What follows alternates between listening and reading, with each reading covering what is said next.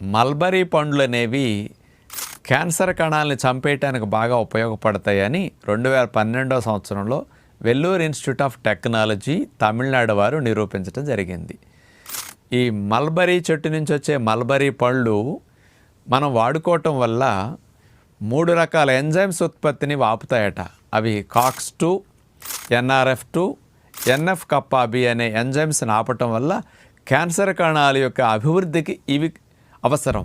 వీటిని ఈ మూడుటిని ఎంజైమ్స్ని ఆపేసరికి క్యాన్సర్ కణాల డివిజన్ ఆగిపోతుంది. 2, 4, 4, 16 అవ్వకుండా క్యాన్సర్ కణాల ఉత్పత్తి తగ్గిపోతుంది.